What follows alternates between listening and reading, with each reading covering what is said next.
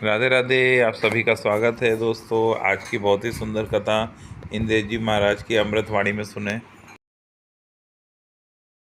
कारयामास विधिवत् पितृदेवार्चनम तथा। नंद जी के यहाँ पर लाला उत्पन्न भये हैं। कल बड़े आनंद के साथ, खूब उत्साह के साथ हम आप सब लोगों ने ठाकुर जी का मंगल जन्मोत्सव का कार्यक्रम यहाँ पर मनाया। कल अनंत कृपा हम आप सब लोगों पर हुई। पूज्य सदगुरुदेव भगवान, पूज्य पिताजी महाराज भी कल हम आप सबके मध्य में उपस्थित हुए। प्रथम बार दमोह की भूमि पर उनका आगमन हुआ। हमारे राजपूत जी का बहुत वर्षों से मन था कि कभी पूज्य सदगुरुदेव भगवान का दर्शन तो उनको प्राप्त हो ही गया था वृंदावन कथा के लिए जब आए थे, लेकिन दमोह बुलाने की इच्छा थी, तो इस कारण से, इस संयोजन से उनको बुलाया। ये उन पर ठाकुर जी की बड़ी कृपा है कि उनके इस मंगल आयोजन में, समायोजन में सहज भाव से ही अपने आप ही ठाकुर जी की कृपा बरस रही है और संत जन पधार रहे हैं। कल की कथा में हमारे वृंदावन के अत्यंत भजननिष्ठ संत और जिनके मन में सदा श्री राधा कृष्ण की दिव्य लीला अनवरत चलती ही रहती हैं, ठाकुर जी का नित्य साक्षात्कार जिनको नेत्र बंद करते ही होता ही रहता है, ऐसे परम पूजनीय, परम शुद्ध पवित्र हृदय वाले हमारे ठाकुर जी के परम लाडले पूज्य श्री गोरीलाल कुंज वाले महाराज जी कल पधारेंगे। और यहाँ पास ही पडरिया धाम में उनका सुंदर आश्रम भी है। संभवतः कल शायद दास सुबह के सत्र में वहाँ भी जाएगा, वहाँ प्रणाम करने महाराज जी को। कल वे भी हम आप सबके मध्य में पधारेंगे, विराजेंगे। ये भी एक सहज संयोग है। श्री गोरीलाल कुंज वाले महाराज जी, कितनी बार मैं प्रार्थना करता हूं, मेरे जो स्वयं के आयोजन होते हैं उनमें भी वे नहीं आ पाते। जो हमारे ठाकुर जी के मंगलोत्सव होते हैं उनमें भी कई बार मैं प्रार्थना करता हूं, तो वे इतने अपनी मानसी सेवा में ही इतने व्यस्त रहते हैं कि वो वहां से निकल पाना उनका असंभव रहता है। लेकिन दमोह कथा की जानकारी मैंने नहीं दी उनको। बागेश्वर धाम में ही किसी ने उनको बताया कि इंद्रेश जी की दमोह में कथा चल रही है, तो उनका स्वयं ही मन बना कि हम इंद्रेश जी की दमोह कथा में जाएंगे। अब बताओ, इससे बड़ी कृपा और क्या हो। स्वयं संत कह रहे हैं कि हम आवेंगे, तो निश्चित ही यहाँ के आप सभी वैष्णवों का हृदय खूब पवित्र। हमारे गुरु जी महाराज कहते हैं, संत बुलाने पर आवे तो समझो कि ठाकुर जी के कोई अंश पधारे हैं, और संत बिन बुलाए आ जाए तो सोचो ठाकुर जी आए हैं। स्वयं हरि ही कृपा करके पधारे। तो कल बड़ी कृपा होगी हम आप सब लोगों पर। उनका मंगल दर्शन अद्भुत है। उनके दर्शन के लिए मैं भी लालायित रहता हूं। कल वे पधारेंगे, हम आप सबके मध्य में कथा में विराजेंगे, उनकी परम कृपा का अनुभव हम लोग करेंगे। तो ये सहज संयोग है। परसों श्री बागेश्वर धाम वाले महाराज जी भी आ रहे हैं, और उनके साथ में देखो एक और कृपा हुई, उनके साथ भी एक संत पधार रहे हैं। वे कश्मीर के महाराज जी हैं, और वे एकमात्र ऐसे संत हैं हमारे ब्रजमंडल में राधा कुंड में फलों का 56 भोग लगाते हैं वे। और साधारण 56 भोग नहीं होता है वो, कितने टन, 121 टन, 121 टन फलों का 56 भोग लगाते हैं श्री राधा कुंड में। और वो 121 टन फल साधारण नहीं, वो कश्मीर से मंगाए जाते हैं, हिमाचल से मंगाए जाते हैं, ट्रक के ट्रक भर के फल आते हैं। वहां पर महाराज ब्रजवासियों की ऐसी भीड़ लगती है दर्शन के लिए वो महाराज जी राधा कुंड को पूरा सजाते हैं फलों से, और वहां पर हर वर्ष एक बार राधा कुंड में श्री किशोरी जी का 56 भोग करते हैं, राधा रानी का 56 भोग लगाते हैं। और साल में एक बार कारगिल में जाकर के जो शहीद हैं हमारे भारत के, उन लोगों के निमित्त वे 121 कुंडी है, 251 कुंडी, ना जाने कितने बड़े बड़े यज्ञ हमारे देश के वीर जवानों के लिए वे कारगिल में जाकर के करते हैं। बहुत सहज, बहुत सरल संत हैं, बद्रीनाथ में विराजते हैं, और 6 महीना जब बद्रीनाथ बंद रहते हैं तो जगह जगह भ्रमण करते रहते हैं। आज उनका भी स्वयं ही संदेश आया कि परसों हम भी आपकी कथा में आएंगे। मैंने कहा महाराज जी ये तो सहज कृपा है, आप भी पधारें। तो बागेश्वर महाराज जी के साथ में वे भी पधारेंगे। तो ये सहज कृपा अपने आप ही पता नहीं कैसे दमोह पर, संतों की तो पहले से ही बड़ी कृपा है। हमारे पूज्य वृंदावन के निधि स्वरूप, हमारे वृंदावन के मुकुटमणि परम पूजनीय श्री राजन दास जी महाराज की तो बड़ी कृपा है ही है आपके दमोह क्षेत्र पर। तो यहां तो संतों की बड़ी कृपा है, लेकिन ये कथा के समायोजन में इन सब का आगमन, ये एक सहज ठाकुर जी की कृपा है। तो ये आप सबके सौभाग्य की सराहना करनी चाहिए हमें कि इतना सुंदर ये समायोजन रूप अपने आप धारण करता जा रहा है। ये बड़ी अच्छी बात है।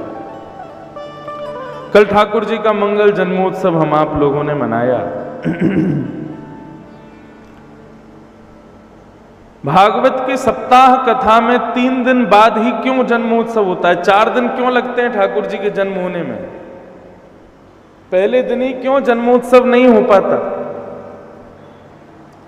उसके पीछे कारण है बंधुओं, जब तक श्रोताओं के हृदय में निर्गुणता नहीं आएगी तब तक ठाकुर जी का जन्मोत्सव नहीं बन सकता। सत्वगुण, रजोगुण, तमोगुण और निर्गुण 4 गुण होते हैं हमारे भीतर।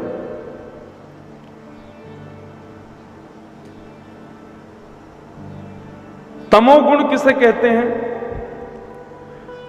हमारी यदि दूसरे के प्रति बहुत ईर्ष्या है, हम किसी की उपलब्धि देख करके यदि प्रसन्न नहीं होते, सदैव मन में छल कपट की भावना बनी रहती है। लेकिन इन सब दुर्गुणों के साथ साथ हम मंदिर भी जाते हैं, भगवान का दर्शन भी करते हैं, कथा भी सुनते हैं, लेकिन ये दुर्गुण हमारे भीतर विद्यमान हैं। तो यही है तमोगुण।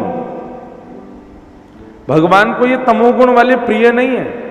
अब रावण है, शंकर जी का यजन भी करता है और छल कपट भी करता है, सारे उपद्रव भी मचाता है, ऐसे भक्त को तमोगुणी कहते हैं। ठाकुर जी के भक्त तो हैं, लेकिन केवल भक्ति करते हैं मंदिर में जाकर के, उसके अलावा वो सारे उपद्रव मचाते हैं, इनको तमोगुणी कहते हैं। रजोगुणी कौन है?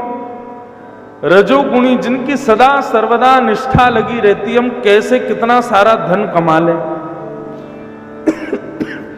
कितना वैभव कमा लें, कितना नाम कमा लें, कौन सी पार्टी में चले जाएं, कौन से वो क्या रैलियों में चले जाएं, कौन से सम्मेलन में जाकर के नारेबाजी करने लग जाएं, ताकि लोग हमारा नाम पहचाने, जान जाएं कि हम कौन हैं। इस प्रकार से जो सदैव अपने नाम को बनाने में लगे रहते हैं, धन कमाने में लगे रहते हैं, बड़े बड़े आयोजन समायोजनों में जा जा करके भाषण आदि करते हैं, इनको रजोगुणी कहते हैं। तमोगुणी, रजोगुणी और सतोगुणी कौन है? सात्विक। सात्विक वो है जो केवल खाने के, जीने के लिए खाता है, और मैं जी लूं, मेरा परिवार प्रेम से जी ले, उसके लिए थोड़ा बहुत कर्म करता है, ठाकुर जी का भजन करता है, प्रेम से, न ज्यादा लेना न ज्यादा देना, मध्यस्थ रह करके केवल कर्म करते हुए और अपने जीवन का यापन करता है, वो सत्वगुणी है। ज्यादा किसी चीज में प्रवृत्त जो नहीं होता, वो सात्विक है। तो रजोगुणी, तमोगुणी, सतोगुणी, ये तीनों गुण युक्त इनमें से एक भी गुण यदि श्रोता के अंदर होगा तो वो कृष्ण जन्मोत्सव में प्रवेश नहीं कर पाएगा। इसलिए 3 दिन की कथा सुना करके आपके हृदय से रजोगुण, तमोगुण, सतोगुण तीनों जब नष्ट किए जाते हैं, हमारा हृदय कैसा हो जाता है? फिर शून्य हो जाता है। उसको कहते हैं निर्गुण। फिर कोई गुण उसमें नहीं बचता। जब निर्गुण हम हो जाते हैं तब चौथे दिन नंद घर आनंद भयो जय कन्हैया लाल की। जब तक हम निर्गुण नहीं होंगे तब तक ठाकुर जी का प्रादुर्भाव नहीं हो पाएगा। निर्गुण मतलब जिनको केवल ठाकुर जी से काम है, ठाकुर जी ही उनके सर्वस्व हैं, ठाकुर जी के अलावा ना किसी से कोई मतलब है, ना किसी के प्रति कोई आसक्ति है, बस ठाकुर जी ही जिनके सर्वस्व स्वरूप हैं, उनको निर्गुणी कहते हैं। ऐसे निर्गुणी लोग ही ठाकुर जी के जन्मोत्सव में प्रवेश कर सकते हैं। या फिर ऐसा कहो, ऐसे निर्गुणियों को ही ठाकुर जी के जन्मोत्सव का प्रत्येक दिन अनुभव होता है। इस पंडाल में जन्मोत्सव नहीं मनाया गया, दमोह शहर में जन्मोत्सव नहीं मनाया जा रहा ठाकुर जी का। जन्मोत्सव तो प्रत्येक श्रोता के हृदय में मनता है। हृदय में जब आनंद की हिलोर उठती है तब कृष्ण का प्रादुर्भाव होता है, और वो तब तक नहीं हो सकता जब तक आप निर्गुण ही नहीं बनोगे। हम कथा सुनते हैं, लेकिन कथा सुनने के बाद भी हम और जिम्मेदारियों को भी प्रायोरिटी दे रहे हैं, उनको भी महत्ता दे रहे हैं, तो हम अभी निर्गुणी नहीं हुए। ठाकुर जी के अलावा और किसी को भी उतना श्रेष्ठ ना समझने वाला व्यक्ति निर्गुणी है। मीराबाई निर्गुणी है, श्री सूरदास जी महाराज निर्गुणी है, श्री तुलसीदास जी महाराज ये निर्गुणी है। हम आप सब लोग अभी भी सतोगुण, रजोगुण, तमोगुण में से किसी एक गुण में हैं, इसलिए हमको ठाकुर जी का अनुभव नहीं होता। ब्रज की गोपियां ये निर्गुणी हैं। एक बात स्पष्ट कर दूं, आज से लेकर के और कल शाम तक की कथा में साधारण मानव को प्रवेश नहीं मिलेगा। आज से लेकर के कल शाम तक की कथा में केवल और केवल वही प्रवेश कर सकता है जिसका हृदय गोपी स्वरूप धारण कर लेगा। जो स्वयं को ब्रज की गोपी मानेगा वही आगे की कथा में प्रवेश कर सकता है। गोपी का मतलब कोई श्रृंगार नहीं है। गोपी का मतलब नाक में नथनी पहनो, कानों में कुंडल पहनो, होठों पर लालिमा लगाओ, लहंगा फरिया पहनो तो गोपी बनोगे, नहीं। गोपी यानी गो यानी इंद्रियां, और पी यानी पिबतः, पीना। जो अपनी प्रत्येक इंद्रिय से कृष्ण को पीता है उसको गोपी कहते हैं। जिसके नेत्र ठाकुर जी के दर्शन को लालायित रहते हैं, जिसके कान केवल ठाकुर जी की कथा सुनने में रुचि रखते हैं, जिसकी जिह्वा केवल ठाकुर जी के प्रसाद में रुचि रखती है, जिसके हाथ केवल ठाकुर जी की ही सेवा में लगते हैं, जिसके चरण केवल ठाकुर जी की प्रदक्षिणा करते हैं, जिसका प्रत्येक अंग केवल ठाकुर जी की सेवा के लिए है, वही गोपी, उसी को गोपी कहते हैं। ताली बजाने का विषय नहीं है, ये समझने का विषय है। क्या हम ऐसे बन पाए अभी तक? नहीं बन पाए। और यदि ये स्थिति हमारी रही हुई है तो क्षमा कीजिएगा, आप केवल वो सुनोगे जो मैं सुनाऊंगा। लेकिन यदि ये स्थिति हो जाए, प्रत्येक इंद्रिय कृष्ण रस में लग जाए, तो आप वो सुनोगे जो मैं कह भी नहीं पाऊंगा। आपको उसका अनुभव होगा जो आप सोच भी नहीं सकते।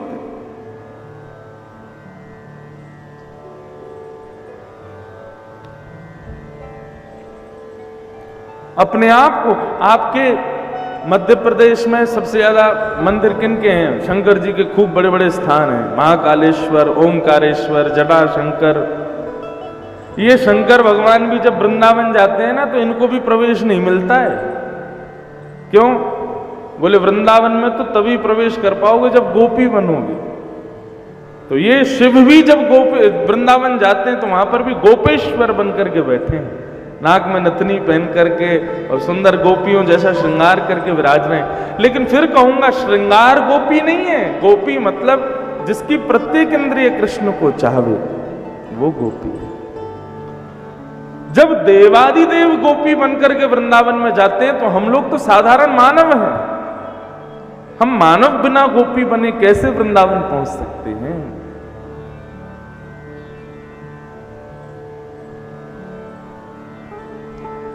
गोपी एक अद्भुत स्वरूप है ठाकुर जी की भक्ति का। तो बंधुओं, गोकुल में नंदोत्सव मन रहा है। नंद बाबा के यहां पर जो कोई भी आ रहा है, नंद बाबा इतना लुटा रहे हैं, इतना लुटा रहे हैं, इतना लुटा रहे हैं कि महाराज लूटते लूटते लोग परेशान हो गए, लेकिन नंद बाबा लुटाते लुटाते परेशान नहीं हो रहे हैं। ऐसी स्थिति हो गई कि ब्रजवासी सोने चांदी हीरे जवाहरात ऊपर अटारियों से जब नंद बाबा लुटाते हैं तो उनको लूट करके जेब में रखते हैं, जैसे ही जेब में रखते हैं फिर से आता है तो फिर से जेब में भरते हैं। अब ऐसी स्थिति हो गई महाराज जेब भर गई, तो ब्रजवासी क्या करते हैं, अपने अपने घर जाते हैं, जेब खला करके फिर आते हैं लूटने के लिए, फिर जाते हैं फिर आते हैं। अब तो ये स्थिति हो गई घर भी भर गए, लेकिन नंद बाबा लुटाना बंद नहीं कर रहे हैं, इतना लुटा रहे हैं। किसी ने पूछा, बोले नंद बाबा के यहां इतना धन संपत्ति कहां से आई?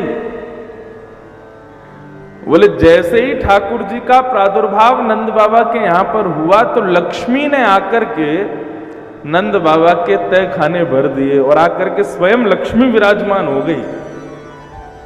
क्यों? हमारे पूज्य नाना जी महाराज इसके पीछे एक बहुत सुंदर भाव कहते थे। बोले लाला देख, एक मेरी बात सुन, ठाकुर जी की दो पत्नी हैं, एक को नाम है रमा, दूसरी को नाम है क्षमा। ये रमा और क्षमा दो पत्नी हैं भगवान की। रमा किसको कहते हैं?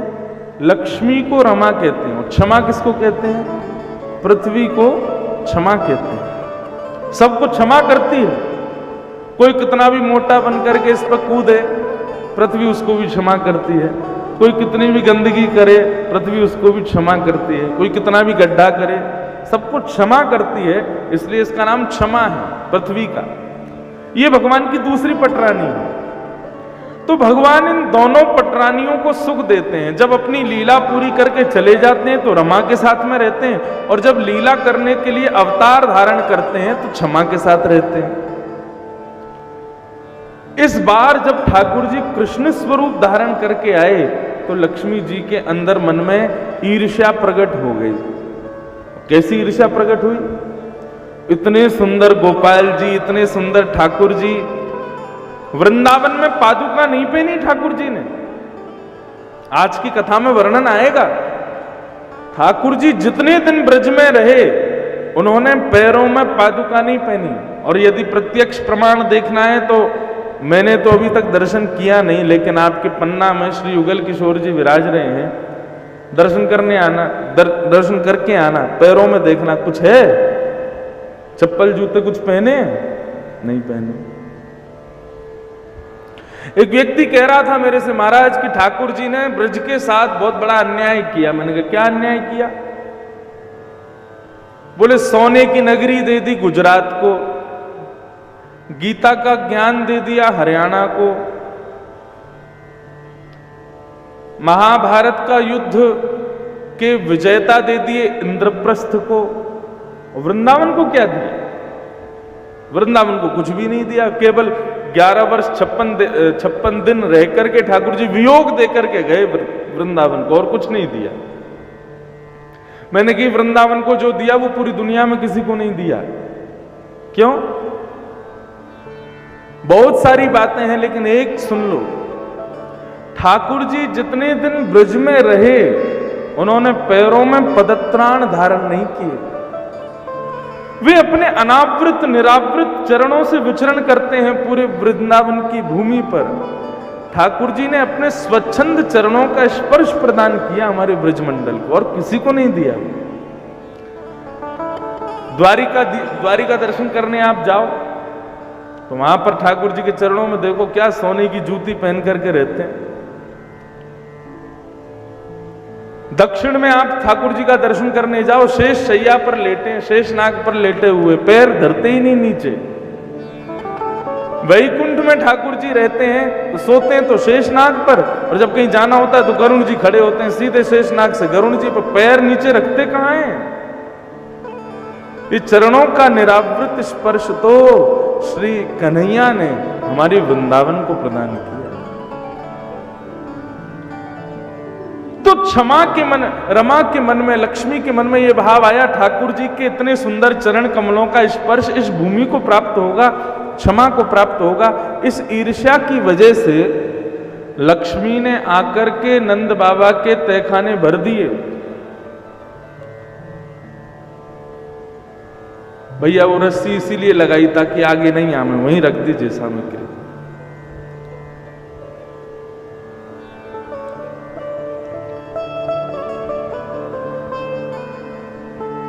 इतने बृहद स्वरूप में लक्ष्मी आकर के नंद बाबा के यहां विराजमान हो गई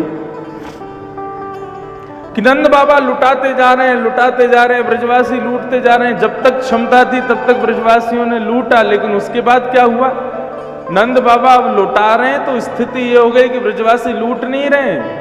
नंद बाबा के हाथ से निकलने वाले सोने चांदी हीरे जवाहरात अब ब्रजमंडल की भूमि पर मानो जैसे एक परत बना रहे हैं। क्यों?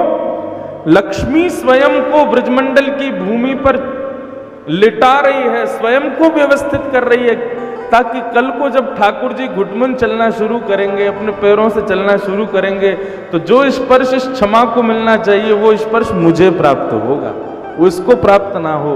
इसलिए लक्ष्मी ने आकर के नंद बाबा के तहखाने भर दी। ऐसा भाव पूज्य नाना जी सुनाते थे। नंद बाबा खूब आनंद से लुटा रहे हैं। एक ढाणी को गयो नंद बाबा के यहां मांगवे के काजे। ये ढाणी के जो होते हैं ये अपने यजमान के यहां पर जब कोई शुभ कार्य होता है तो मांगने के लिए जाते हैं। लेकिन नंद बाबा को ढाणी को पिछले 80 साल से प्रतीक्षा कर रहा है, कब नंद बाबा के यहां जाऊंगा मांगवे के काजे। लेकिन आज जैसे ही वाकू खबर लगी कि भैया नंद बाबा के यहाँ लाला भयो है, तो ढाणी को मांगवे के काजे जा रहे हो। बहुत ध्यान से सुनिएगा, हमारी ब्रज भाषा का एक भाव है, मेरे मन आनंद भयो ब्रजराज याचन आयो, अपने अपने मन को मतो कह परिवार सुनायो। बहुत ध्यान से सुनिएगा। नंद बाबा के यहां ढाणी को गयो, ब्रजभाषा समझ में आएगी, बोले हम ब्रज में। हाँ, कहीं ऐसा ना हो कि हम कछु कह जाएं और फिर आप कहो कि महाराज जी कहा बोल गए, समझ में ना आई।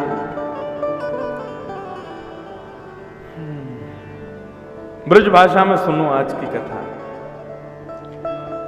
ढाणी को नंद बाबा के यहां गयो, जैसे ही ढाणी को आए और नंद बाबा ने वाकू अपने हृदय से लगाया, अरे भैया ढाणी के, तेरी भी 80 साल की तपस्या आज पूरी भई है।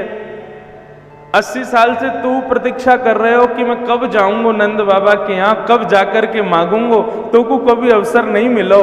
आज तो को अवसर मिलो भैया, चूकियो मत। जितनो मांग सके, जो मांगनो चाहे, आज प्रेम से मांगियो। हमारे घर लाला भयो, तेरो ही लाला है, खूब प्रेम से मांग। तो ढाणी को आज नंद बाबा से मांग रहे हो है। कितने प्यारे भाव हैं, ध्यान से सुनना। बाबा, मैं आपके लाला को आशीष देवे के काजे जैसे ही घर सो निकसो, इतने में ही मेरे घरवारे ने आपके लाला को आशीर्वाद भेजो है, लेकिन अपने काजे कछु सामग्री मंगवाई है बधाई में। तो मैं बता दूं काका देनो है। नंद बाबा बोले, बता भैया, जो कहेगो सो देंगे, बता का चाहिए। तेरे तात कहो समझाए राय सो, जाए शीशा दीजे, 200 भैंस दूध मन मन की मेरे काजे लीजे। मैं जैसे ही आपके लाला को आशीर्वाद देवे के काजे आए रहे हो अपने घर से, इतने में ही मेरा बड़ो भैया आ गए हो। मेरे 2 बड़े भैया हैं, तो दूसरा बड़ो भैया आकर के बोले भैया नंद बाबा के यहाँ जा रहे हो, लाला भैया है? बोले हाँ भैया वहीं जा रहा हूँ। मेरी तरफ से खूब आशीर्वाद दे के आई हो, और भैया बधाई में कहा लावे को? बोले भैया जो तुम कहोगे सो लाऊंगो। तो नंद बाबा से कहियो हमारो खूब आशीर्वाद है, अब बधाई में 200 भैंस दें। और कैसी भैंस? एक भैंस के नीचे 1 मन दूध होना चाहिए। नंद बाबा बोले भैया हम भैंस तो रखे ना है, हम तो गैयान वाले हैं, भैंस की सेवा हमारे यहाँ ना हो भाई। लेकिन फिर भी तेरे भैया ने कही है तो कहीं ना कहीं से व्यवस्था करा करके देंगे। भैंस का दूध खूब गाढ़ा होता है, शरीर को हृष्ट पुष्ट बनाता है, लेकिन बुद्धि को कमजोर करता है। बुद्धि ज्यादा प्रबल नहीं होती भैंस के दूध पीने से। भैंस का दूध पीने से जड़ता आती है। और प्रमाण देखना है तो भैंस के पड्डा को देख लो। ओ इतना बड़ा आलसी महाराज, पूरे दिन पड़ा ही रहता, उठेगा ही नहीं। भैंस खुद कितनी आलसी होती है। जो भैंस इतनी आलसी, जिसका पड्डा, जिसका बालक इतना आलसी, उसका दूध पियोगे तो तुम्हारा क्या होगा? और गैया को देखो, गैया के बछड़ा को देखो, कितना फुर्तीला होता है गैया का बछड़ा। गाय का दूध भले ही गाढ़ा नहीं होता, उतनी मात्रा में प्राप्त नहीं होता, लेकिन गाय के दूध में विवेक तत्व होता है। उसका सेवन करने से बुद्धि जड़त्व नहीं प्राप्त करती, बुद्धि सदा सर्वदा विवेक युक्त रहती है। ऐसी गाय का दूध है। इसलिए संभवतः प्रयास करना चाहिए कि गाय के दूध का ही सेवन करें।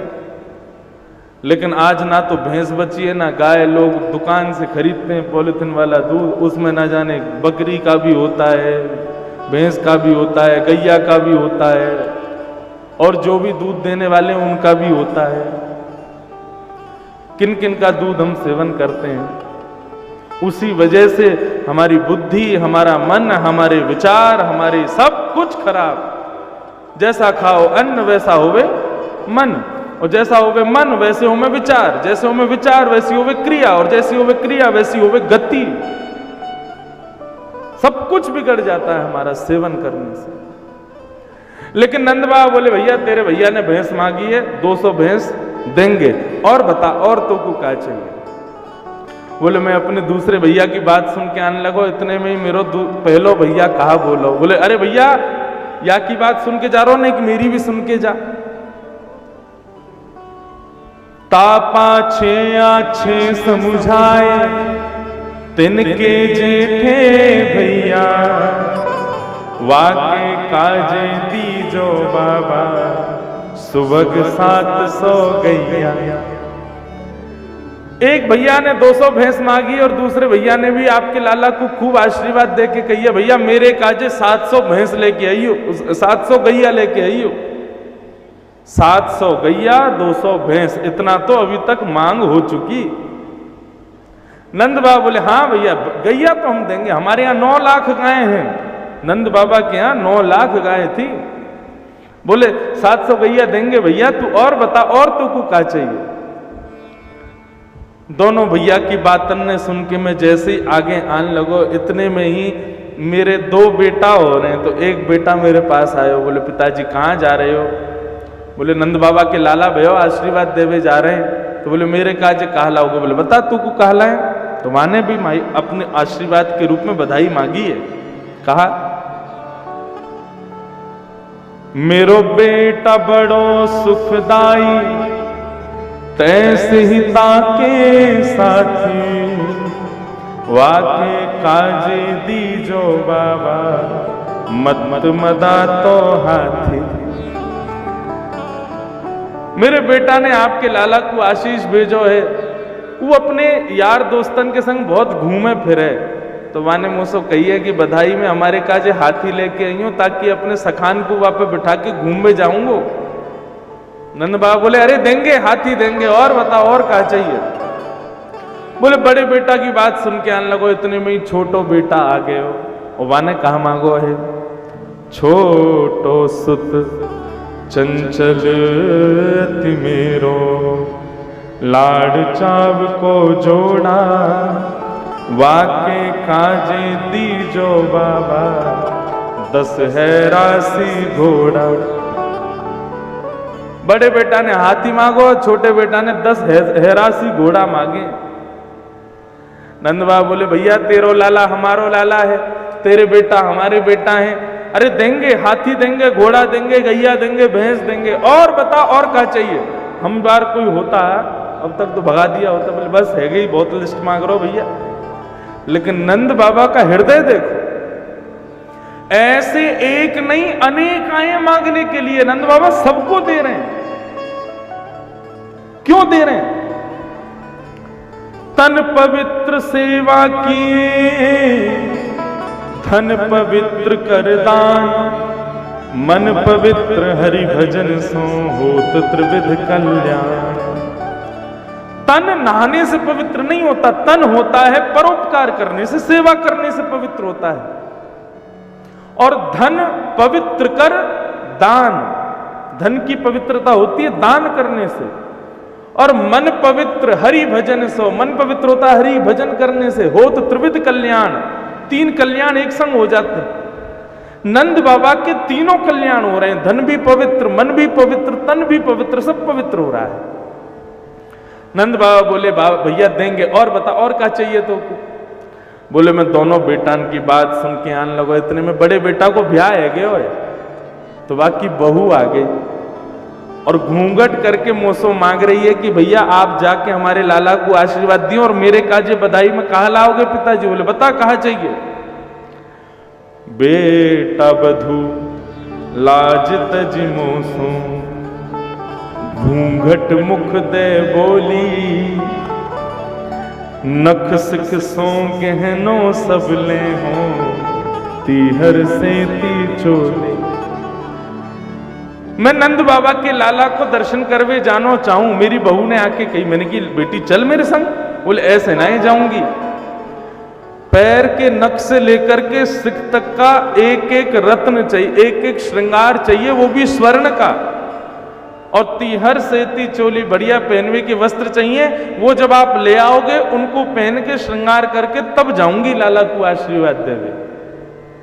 नंद बाबा बोले अरे तेरी बहू हमारी बहू, देंगे, जरूर देंगे, और वाकई का जो व्यवस्था कर देंगे, जरूर आवे वो लाला को आशीर्वाद देवे। और बता और क्या चाहिए।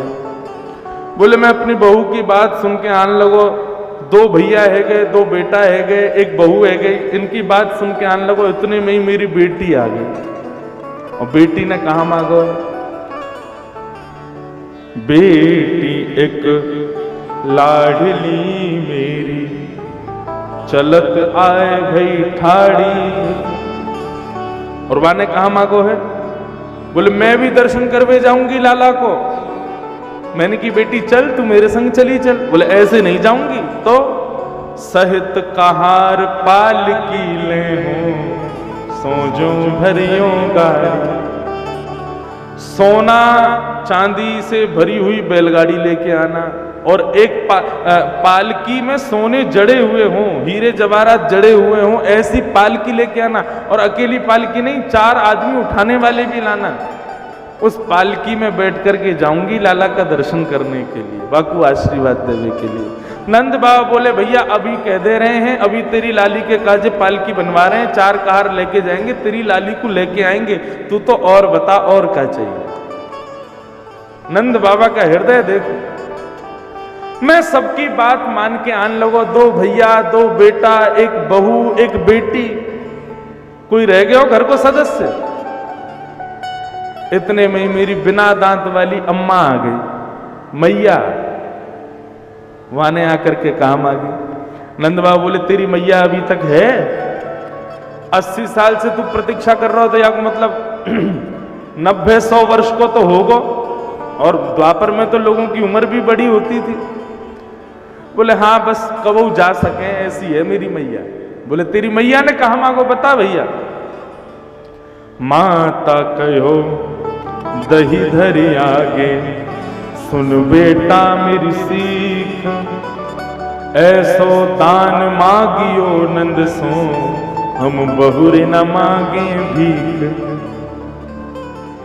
मेरी बात सुन लाला, 80 साल से प्रतीक्षा करते करते सबरे दांत चले गए, मेरी बुढ़ी है गई। मैं नंद बाबा के यहाँ जैसे तैसे करके एक लाला भयो है।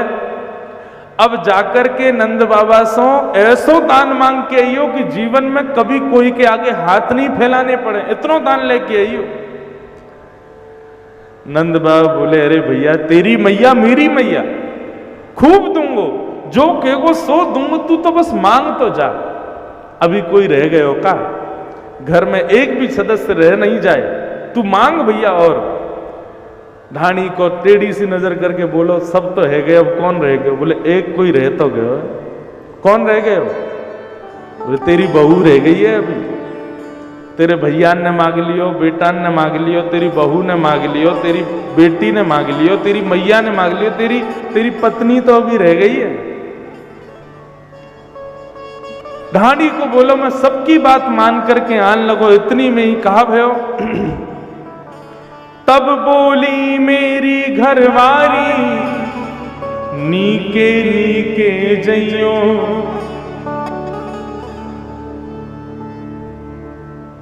थोड़ो दे बहुत कर मानो, लाज राख घर आइयो। ढाणी के की पत्नी ने ऐसा मांगो महाराज की वाकु सुनकर के नंद बाबा के नेत्र सजल है। मेरी घरवारी आकर के खड़ी है गई और आकर के बोली बहुत देर से देख रही हूं, कोई 200 भैंस मांग रहा हो, कोई 700 गैया मांग रहा हो, कोई नक्सिक तक गहनों मांग रहा हो, कोई कछू मांग रहा है। अरे भैया नंद बाबा के यहाँ लाला भयो है, कोई बांटवे की मशीन ना आई है जो कितनों लूट लाओगे उनको। नीके नीके जइयो, प्रेम से जइयो। और नंद बाबा यदि थोड़ो भी दे ना वाकू बहुत मानियो, लेकिन हमारी लाज रख के आइयो वापस। यो नहीं कि सबरी खर्रा को जाके दे दें, बोली ये दे दो ये दे दो ये दे दो। नंद बाबा जो दे दें वाकू सिर से लगा के वापस आइयो, हमारो प्रेम लेके आइयो। इतना सब कछु लाभे की जरूरत ना है, ये मेरी बहू ने मांगो है। जैसे ही इसकी पत्नी की बात सुनी नंद बाबा के नेत्र सजल है गए। ढाणी के को अपने हृदय से लगा लियो। यह सुन हसे नंद ढाणी के, तन अल्प मनोरथ कीने, जो कुछ कहो सुनो काहू सो, दूनो दूनो दे। नंद बाबा ने महाराज ढाणी के ने जो कुछ भी मांगा नंद बाबा ने सब दुगुना दुगुना करके दिया। मतलब 200 भैंस की जगह 400 भैंस दी, 700 गैया की जगह 1400 गैया दी। जिसने जो मांगा सब दुगना करके नंद बाबा ने दिया। ऐसा हृदय नंद बाबा का हो गया। ये ढाणी के को जब दान कर रहे थे तभी तो ब्रजवासी गाने लगे, हाथी दीने घोड़ा दीने और दीनी पालकी, हाथी दीने घोड़ा दीने और दीनी पालकी, हाथी दीने घोड़ा दीने और दीनी पालकी, हाथी दीने घोड़ा दीने और दीनी पालकी। बालकन को लाडू पेड़ा बूढ़न को लापसी, बालकन को लाडू पेड़ा बूढ़न को लापसी। नंद घरा नंद भयो जय कन्हैया लाल, नंद घरा नंद भयो जय कन्हैया लाल, नंद घरा नंद भयो जय कन्हैया लाल, नंद घरा नंद भयो जय कन्हैया लाल की, ओ जय कन्हैया लाल की जय,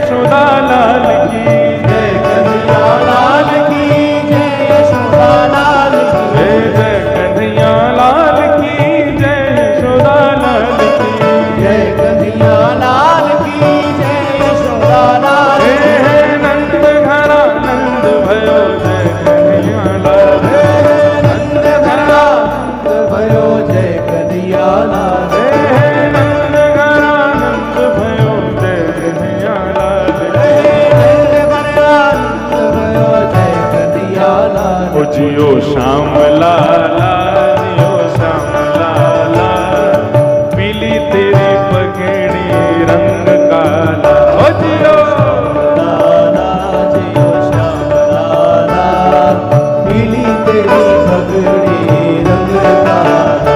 मथुरा से आए नंद लाला, मथुरा से आए नंद लाला, मथुरा से आए नंद लाला, मथुरा से आए नंद लाला।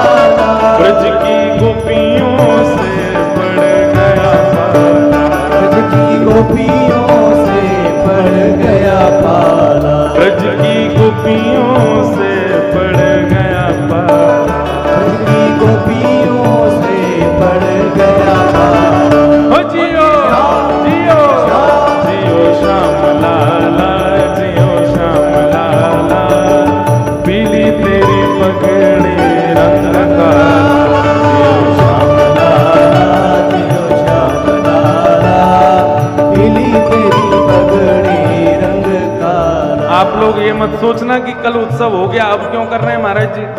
अरे वृंदावन में तो 6 महीने तक उत्सव चला था नंदोत्सव का, हम 2 दिन भी नहीं मना सकते। बोलो नंद के लाला की।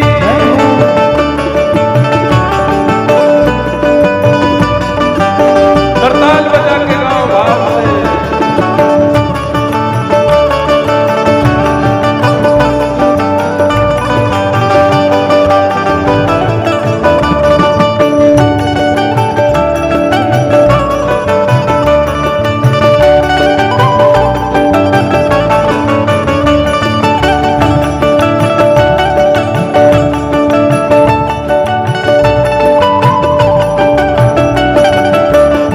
मत रो मेरे कान्हा उमा उमा, रो मेरे कान्हा उमा उमा, मत रो मेरे कान्हा उमा उमा, मत रो मेरे कान्हा उमा उमा। ओ तोहे समझावे सुनंदा हुआ, तोहे समझावे सुनंदा हुआ, ओ तोहे समझावे सुनंदा हुआ। तोहे समझावे रे सुनंदा हुआ। ओ जियो जियो जियो श्याम लाला, जियो श्याम लाला, पीली तेरी पगड़ी रंग काला। श्याम लाला, जियो श्याम लाला, पीली तेरी पगड़ी रंग काला।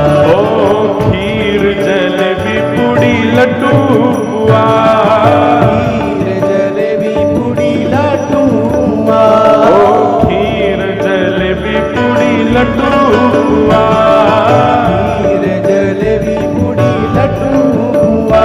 आज यशोमती घर आनंद हुआ, आज यशोमती घर आनंद हुआ। ओ आज यशोदा के घर आनंद हुआ।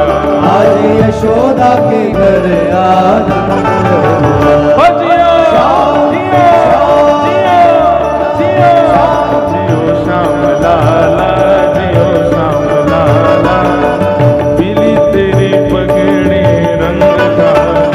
जियो श्याम लाला, जियो श्याम लाला, पीली तेरी पगड़ी रंग काला।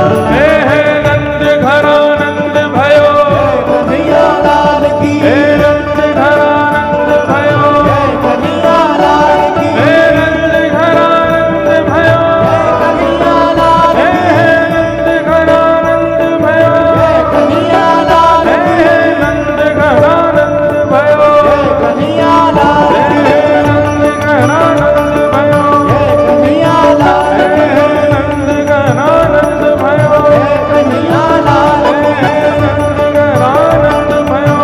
कन्हैया नंद के लाला की। श्री बाल कृष्ण लाल की जय जय श्री राम।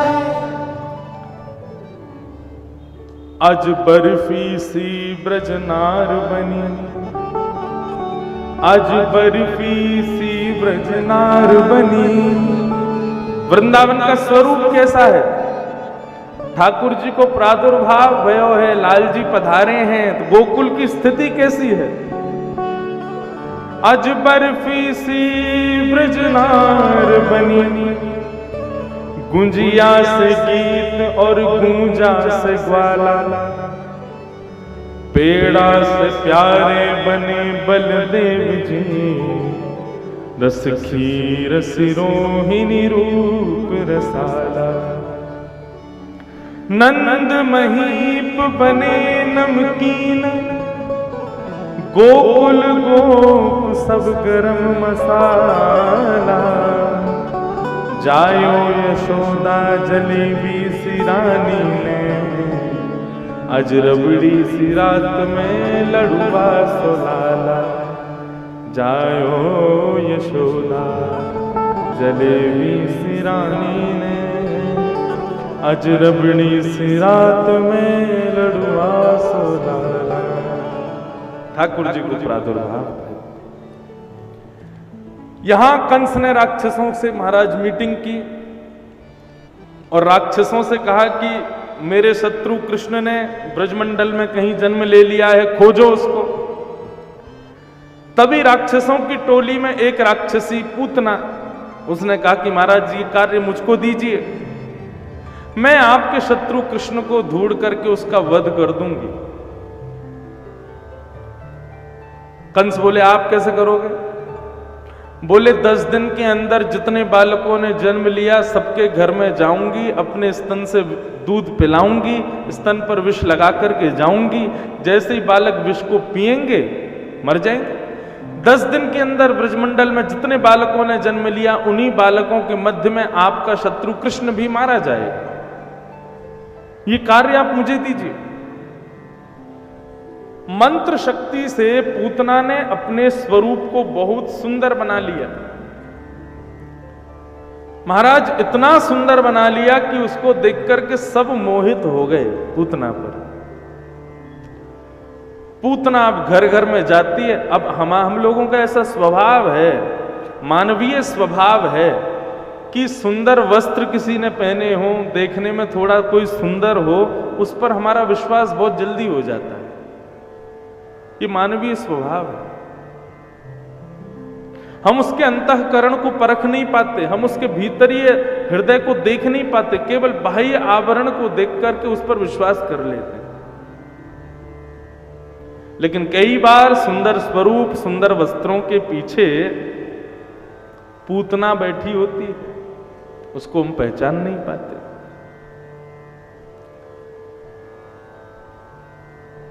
पूतना घर घर में जाती है, जैसी बालकों को मांगती है सब सहज रूप से उसको दे देते हैं।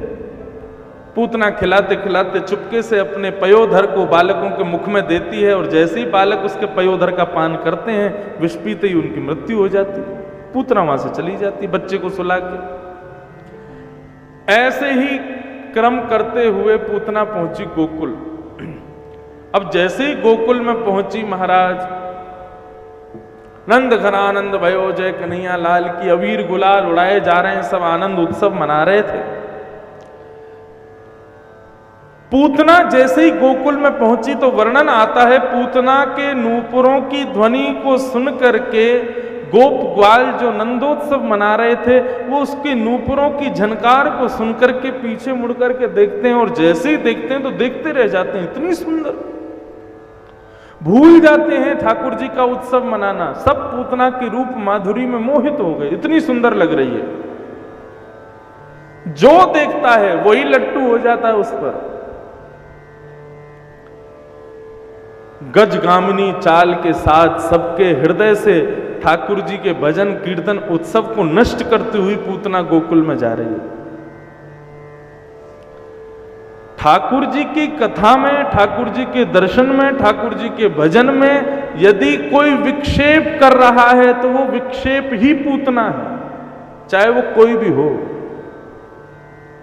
कथा सुन रहे हो, कथा के बीच में फोन बज जाए तो इस फोन को ही पूतना समझना। कथा सुन रहे हो, कथा के बीच में कोई ऐसा व्यक्ति आ जाए जिस पर सारे श्रोताओं का ध्यान चला जाए, उस व्यक्ति को पूतना ही मानना। संत महापुरुष पधारे जिनको मंच पर बैठने के लिए स्थान, वो तो दर्शन देने ही आए हैं, उनको तो देखना ही है, लेकिन उनके अलावा यदि किसी के प्रति आप कथा से विमुख होकर के उसको देख रहे हो, उसको पूतना ही समझना। इसलिए कोई कथा में आवे तो बहुत सोच समझ के आवे, क्योंकि कई लोग ऐसे आते हैं कथा में कि महाराज सारे श्रोता उन्हीं को देखने लग जाते हैं। तो ऐसा व्यक्ति अपना बड़ा यश समझते होंगे, सारे श्रोता मुझे देख रहे हैं, लेकिन हमारी कथा की भाषा में वो व्यक्ति कौन है? पूतना के ही समान है।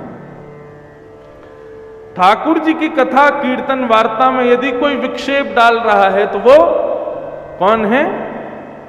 कौन है? पूतना है। पूतना ने सबके मन को अपनी ओर आकृष्ट कर लिया। 4-5 गोपियां खड़ी थी, पूतना उनके पास गई, राम राम जी, ये नंद भवन कहां है? तो गोपियों की आंख खुली है, मुंह खुला है, सांस ले रही हैं और पूतना को देख रही हैं। पूतना बोली, मैं आपसे पूछ रही हूं नंद भवन कहां है? गोपियां अब भी प्रति स्तब्ध हो गई उसके रूप को देख करके। पूतना ने कहा, आप सुन रही हैं ना? बोले, अरे वो कहीं और ध्यान चला गया था। क्या कह रही हो? बोले कि नंद भवन कहां है? उसके होठों की आकृति, उसके दांतों की सुंदर चमकाहट, उसकी नाक की नुकीलेपन, उसके नेत्रों के कटाक्ष, सब इतने सुंदर कि सब मोहित हो गए उस पर। गोपियां बोली, ये 2 वृक्ष दिखाई दे रहे हैं लंबे से, यमलार्जुन के। बोले, हाँ, ये नंद भवन के आंगन में ही है, चली जाओ। जैसे ही पूतना गई, आपस में गोपियां चर्चा करने लगी। बोले, भैया ऐसी सुंदर हमने ना कभी देखी ना कभी सुनी, इतनी सुंदर। सब मोहित हो गए पूतना पर। पूतना ने जैसे ही नंद भवन में प्रवेश किया, ठाकुर जी को गोद में लेकर के सुला रही थी नंदरानी। जैसे ही पूतना नंदरानी के पास पहुंची तो नंदरानी ने जैसे ही पूतना को देखा तो नंदरानी भी मोहित हो गई, यशोदा मैया भी मोहित हो गई। और यशोदा मैया तो कैसी मोहित हुई, जैसे ही पूतना को देखा तो 2 मिनट तो देखती रही और फिर उसके बाद ऊपर देख रही, विधाता ये तेने कहा कियो, या तो मेरो लाला कछु साल पहले जन्म ले ले तो, या फिर ये कछु साल बाद जन्म ले लेती तो आज मेरे लाला को यही तो ब्याह कर देती। हे विधाता, तो को इतनो भोग लगाऊंगी, तो को ऐसा करूंगी, या ये जो सुंदर सी आई है, या कि एक छोरी हो मेरे लाला के बराबर की, नैकात बड़ी होगी तो चलेगी, लेकिन ब्याह करूंगी तो यही की छोरी तो करूंगी। इतनी सुंदर छोरी कितनी सुंदर होगी या की? ऐसी मोहित हुई नंदरानी। ठाकुर जी मनी मन सोच रहे हो, मैया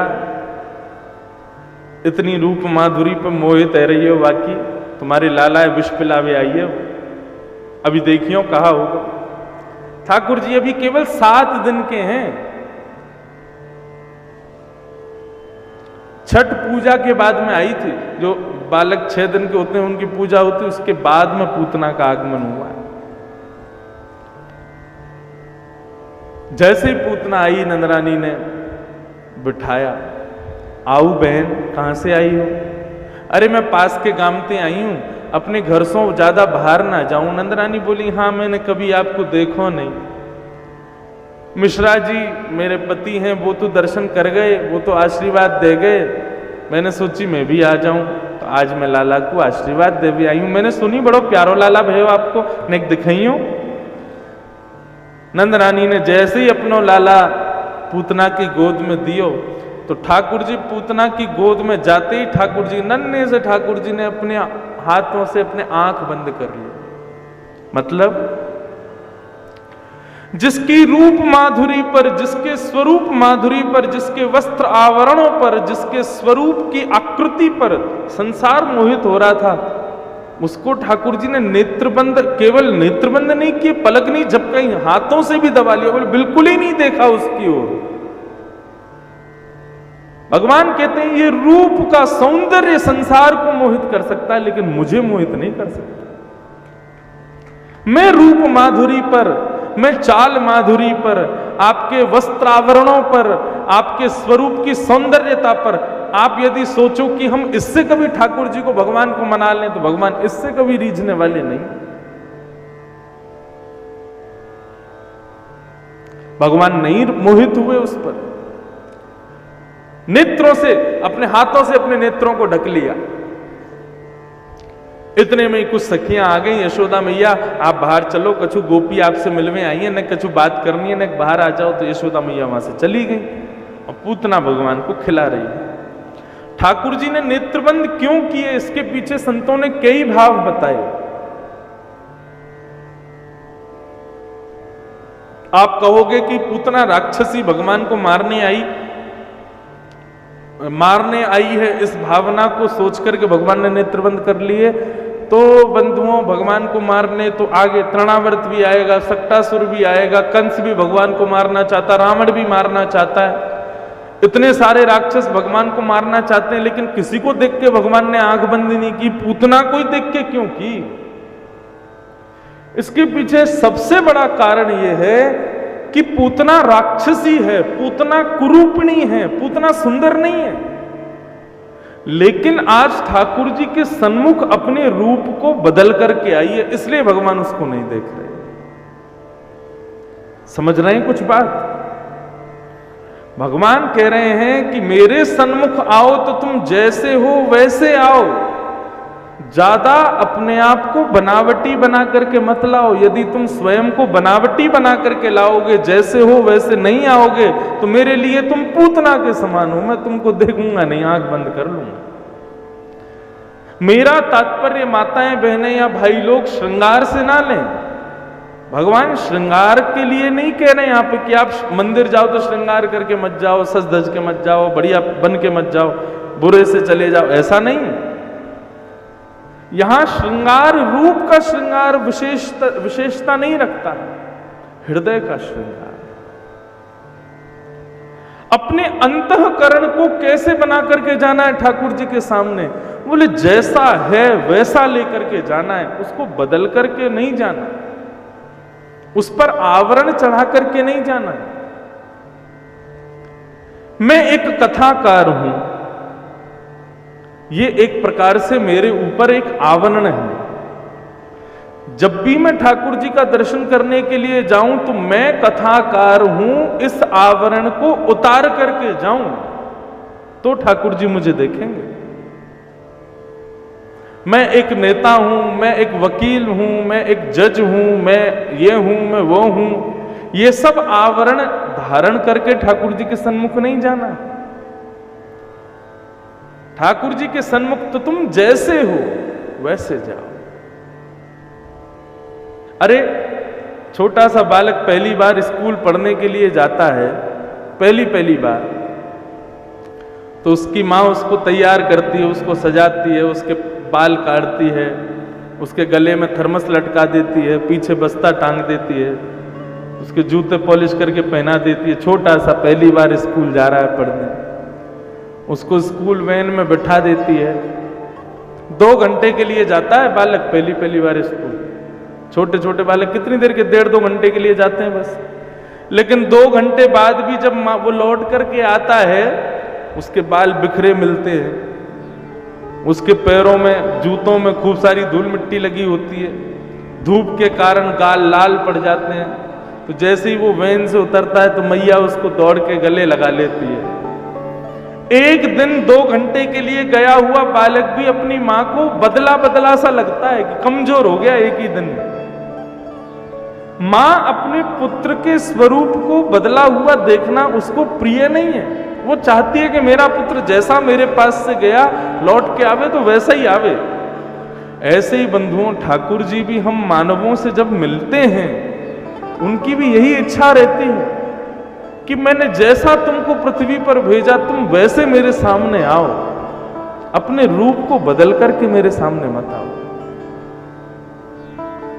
मैंने जब तुमको पृथ्वी पर भेजा तुम कैसे थे? शुद्धोषि, मुक्तोषि, निरंजनोषि, संसार मायाम परिवर्जितोषि, संसार मायाम परित्यज्य निद्राम।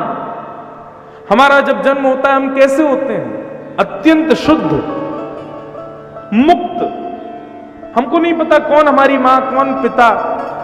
जन्म लेने पर कोई माला पहना दे तो खुशी नहीं होती, और जन्म लेने पर कोई गाली दे दे तो बुरा भी नहीं लगता।